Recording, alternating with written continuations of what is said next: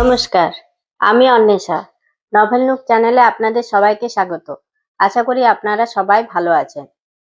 আনন্দ publishers 25% ছাড় দিচ্ছিল, তো সেই সময় আমি কিছু বই সংগ্রহ করি, কিন্তু আপনাদের সাথে সেগুলো শেয়ার করা হয়নি, তাই ভাবলাম আপনাদের সাথে শেয়ার করি। চলুন বেশি দেরি না করে ভিডিওটা শুরু করা যাক। প্রথমে যে বইটা আপনাদের দেখাবো সেটি হলো সঞ্জীব চট্টোপাধ্যায়ের লেখা শ্রীকৃষ্ণের শেষ কটা দিন। এটি সাহিত্য একাডেমি পুরস্কার প্রাপ্ত 2018 সালে। এটির মুদ্রিত মূল্য 250 টাকা। এটির ব্লার্বে যেটি লেখা আছে সেটা আপনাদেরকে একটু পড়ে শোনাচ্ছি। শঙ্খ চক্র গদা পদ্মধারী তুমি নারায়ণ, তুমি কৃষ্ণ, তুমি করুণা সিন্ধু। মর্ত লীলা শেষ, এইবার বুঝি বিদায় নেওয়ার পালা। এসেছিলেন কংসের কারাগারে, নিষ্ঠুর রক্তাক্ত এই পৃথিবীতে রেখে গেলেন প্রেম যমুনা। শ্রীমতী তো আপনারই আহ্লাদিনী শক্তি। চাঁদের যেমন কিরণ, কোথা বৃন্দাবন, কোথা গোপীগণ, কোথা কৃষ্ণ। এ তো আমাদের ক্রন্দন। আপনার তো কিছু নয়, নিজেই গড়লেন নিজেই ভাঙলেন, কিন্তু যাবেন কোথায় প্রভু? ভক্তদের বন্ধন, সমুদ্রের তটেই চির অবস্থান। প্রভু জগন্নাথ, সুভদ্রা, বলরাম, শ্রীকৃষ্ণ ভগবান। এটা পড়া হয়ে গেলে আপনাদের একটা রিভিউ দেবার অবশ্যই চেষ্টা। এরপর যে বইটি আপনাদের দেখাবো সেটি হলো আমাদের ছবি তাহাদের ছবি, সত্যজিৎ রায়ের লেখা। এটি একটি নন ফিকশন বই। তো আমার খুব একটা নন ফিকশন পড়া নেই, তাই ভাবলাম একটা নন ফিকশন কিনি। তো এই বইটার মুদ্রিত মূল্য 750 টাকা। এটার ব্লার্বে যেটা লেখা আছে সেটা একটু পড়ছি। সিনেমাকে কোনোদিন লেখকরা বাঁচাতে পারেননি। এখন হয়তো এদের সংখ্যা বৃদ্ধি পেয়েছে, কিন্তু তার সঙ্গে বৃদ্ধি পেয়েছে অনেকগুলি শক্তপোক্ত কাঁধ, যা এদের ঝেড়ে ফেলে দিতেও সক্ষম না। কথা যথেষ্ট নয়, কথার প্রয়োজন, অ্যাকশনের সমর্থন। তাই সেখানে কোনো বিপ্লব নেই, এবং একমাত্র সেই অ্যাকশনই ধর্তব্যের মধ্যে আসে, যা একজন চলচ্চিত্র নির্মাতা তার নিজস্ব যুদ্ধক্ষেত্রে নিয়ে আসেন তার আজ্ঞার মাধ্যমে। যদি তার এবং তার মতো অনেকেরই এই যুদ্ধজয় কিছুটা হলেও এই মহান শিল্পের হিত সম্মান পুনরুদ্ধার করতে পারে, তবেই আমরা বিপ্লব ঘটানোর কথা বলতে পারবো। তো বইটা পড়ে দেখব, পড়ে দেখে আপনাদের অবশ্যই একটা রিভিউ দেবার চেষ্টা করব। এরপর যে বইটি আপনাদের দেখাবো সেটি হলো সুকান্ত গঙ্গোপাধ্যায়ের লেখা বটতলা। এই বইটি সম্পর্কে আমি অনেক শুনেছি, তাই এই বইটি আমার উইশ লিস্টে ছিল, আমার সংগ্রহ করার খুবই ইচ্ছে ছিল, তাই এটা আমি সংগ্রহ করলাম। এটা মুদ্রিত মূল্য 350 টাকা। এটার ব্লার্বে যেটা লেখা আছে সেটা একটু পড়ছি। ঐতিহ্যপূর্ণ প্রাচীন জনপদ দেউলপুর কলকাতা থেকে খুব দূরে নয়, শান্তগঞ্জ এলাকা। এখানে বড় হওয়া মেধাবী ছাত্র নীলার্ক 2.5 বছর পর আমেরিকা থেকে বাড়ি ফেরে ছুটি কাটাতে। দেউলপুরের বাতাস তখন ভাসছে তাদের পরিবারের কেচ্ছা। লোকের মোবাইলে ঘুরে বেড়াচ্ছে একটি অশ্লীল ভিডিও ক্লিপিং, যেখানে দেখা যাচ্ছে নীলার্কর পরিবারের এক সদস্যকে। এটা কি প্রযুক্তির কারসাজি, নাকি সত্যি নীলার্কদের বাড়ি মহিলাটি অংশগ্রহণ করেছিল ওই নীল ছবিতে? কারাই বা ছড়ালো ওই ভিডিও ফুটেজ? সাইবার ক্রাইমের নিপুণ ছবল যে বিপন্নতা তৈরি করে, তারই বাস্তব চিত্র বটতলা উপন্যাসে। নীলার্কদের চ্যাটার্জি পরিবার কি ফিরে পাবে হিত সম্মান? সবকিছু সাক্ষী থাকে দেউলপুরের ক্ষীণতোয়া সরস্বতী। এই বইটা পড়া হয়ে গেলে আপনাদের একটা রিভিউ দেবার চেষ্টা করব। এরপর যে বইটি আপনাদের দেখাবো সেটি হলো আগুন পাহাড়ের পুঁথি, সিজার বাগচির লেখা। এটির মুদ্রিত মূল্য 300 টাকা। এটি সম্বন্ধেও আমি শুনেছিলাম এক বুক টিউবারের কাছ থেকে। তো এটা শুনেছি 3টে বই আছে, একটা সিরিজ এটা। তো প্রথম বই আগুন পাহাড়ের পুঁথি। তো এটা পড়ে দেখি, পড়ে দেখে ভালো লাগলে পরবর্তী পার্টগুলো সংগ্রহ করব।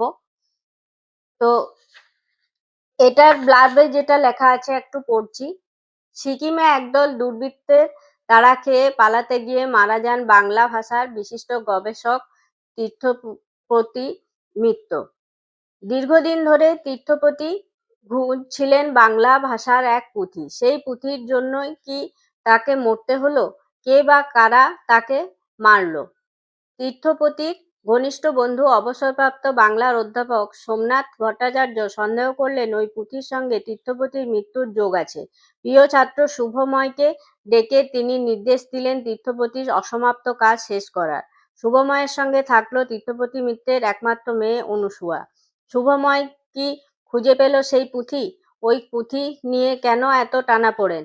কেনই বা মরতে হয়েছিল তীর্থপতি মিত্রের মতো গবেষককে? এই নিয়েই সিজার বাগচির টানটান থ্রিলার। এটা একটা থ্রিলার বোঝা যাচ্ছে। তো পড়ে দেখি, পড়ার পরে আপনাদের একটা রিভিউ দেওয়ার চেষ্টা করব। এরপর যে বইটি আমি দেখাবো সেটি হলো হ্যালো আইনস্টাইন, মণি ভৌমিকের লেখা। এটির মুদ্রিত মূল্য 200 টাকা। এটি একটি নন ফিকশন। তো আমার বেশি নন ফিকশন পড়া নেই, তাই আমি এটি সংগ্রহ করলাম। এবার ভাবছি একটু বেশি করে নন ফিকশন পড়বো, তাই এই বইগুলো সংগ্রহ করছি। তো এই বইটা সম্বন্ধে আমি এক বুক টিউবারের কাছ থেকে শুনেছিলাম, তখন থেকে এটা সংগ্রহ করার আমার খুব ইচ্ছে ছিল। তো এবারে আমি এটা সংগ্রহ করে ফেললাম।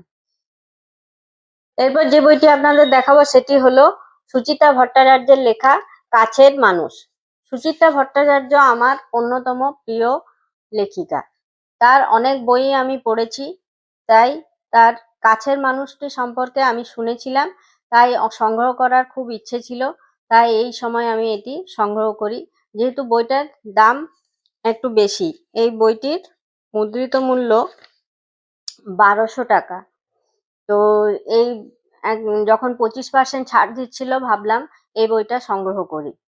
তো এটার ব্লার্বে যেটা লেখা আছে সেটা একটু পড়ছি, অনেকটা দেওয়া আছে, একটু পড়ছি। নিজের প্রয়োজনের কথা ভেবে, নিজের সুখ সমৃদ্ধি চাহিদার কথা মাথায় রেখে দলবদ্ধ হয়েছে মানুষ, গড়েছে সমাজ, নির্মাণ করেছে পরিবার, অসংখ্য ধরা অধরা সম্পর্কের সুতোয় জড়িয়ে নিয়েছে নিজেকে। চিরকাল মানুষ বিশ্বাস করতে চেয়েছে যে পরিবারের মধ্যে, দলের মধ্যে, সমাজের মধ্যে বেঁচে থাকতে চায়, সঙ্গীহীন জীবন যেন বৃথা। অথচ কি আশ্চর্য, প্রতিটি মানুষই কি মূলত একাই আজীবন। জীবনের প্রতিটি স্তরে তার ভিন্ন ভিন্ন নামের সহযাত্রী জোটে বটে, কিন্তু তাতে হৃদয়ের নির্জনতা ঘোচে না। এই উপন্যাস সেই নির্জনতারই অনুসন্ধান।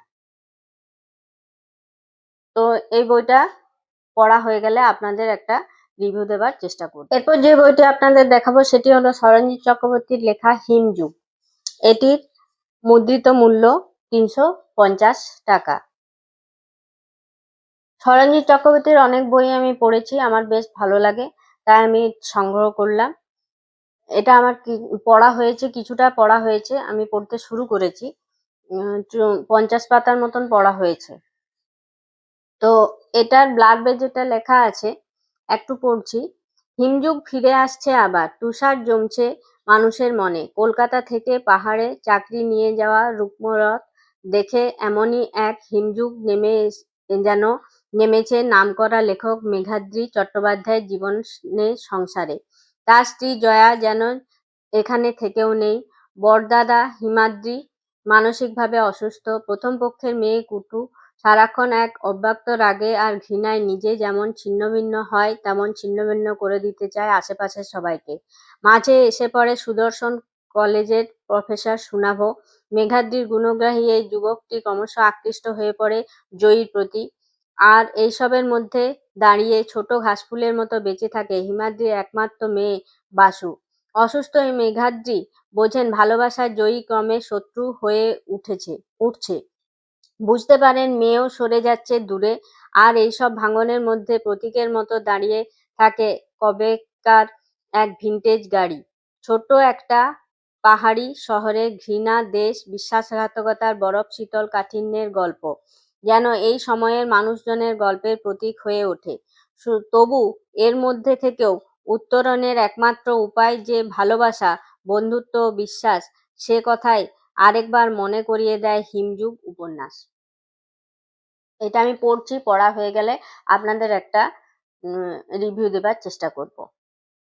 এরপর যে বইটি আমি দেখাবো সেটি হলো দীপান্বিতা রায়ের লেখা কর্পূর কাঠের বাক্স। এই বইটা আমার পড়া হয়ে গেছে। অত্যন্ত সুন্দর গল্প, প্রতিটি গল্পই খুব সুন্দর। বিশেষ করে ক্যাপ্টেন গুড্ডু, আলাদিনের প্রদীপ আর কর্পূর কাঠের বাক্স, এই গল্পগুলো খুবই সুন্দর। ছোট ছোট গল্প পড়তে ভালো লাগে। আর কোনো বড় উপন্যাস পড়ার পর যখন কোনো বড় বই পড়তে ইচ্ছে করে না, তখন এরকম ছোট ছোট বইগুলো পড়তে খুব ভালো লাগে। তো এই বইটির মুদ্রিত মূল্য 100 টাকা। এরপর যে বইটি আপনাদের দেখাবো সেটি হলো শীর্ষেন্দু মুখোপাধ্যায়ের লেখা মনোজ দের অদ্ভুত বাড়ি। এটার বইটির মুদ্রিত মূল্য 300 টাকা। এই বইটা আমার এখনো পড়া হয়নি। কোনো বড় উপন্যাস পড়ার পর আমি ছোট গল্প পড়ি, তখন আমি এটা অবশ্যই পড়বো। পড়া হয়ে গেলে আপনাদের অবশ্যই জানাবো কেমন লেগেছে, একটা রিভিউ দেওয়ার চেষ্টা করব। এই ছিল আমার আনন্দ পাবলিশার্স থেকে কেনা বই, আপনাদের সাথে শেয়ার করলাম। এই ভিডিওটি আপনাদের কেমন লাগলো জানাবেন কমেন্ট করে। ভিডিওটি যদি ভালো লেগে থাকে তাহলে আপনারা ভিডিওটি শেয়ার ও লাইক করে দেবেন। যদি আপনারা আমার চ্যানেলে নতুন হন তাহলে চ্যানেলটি সাবস্ক্রাইব করে পাশে থাকবেন। সবাই ভালো থাকবেন,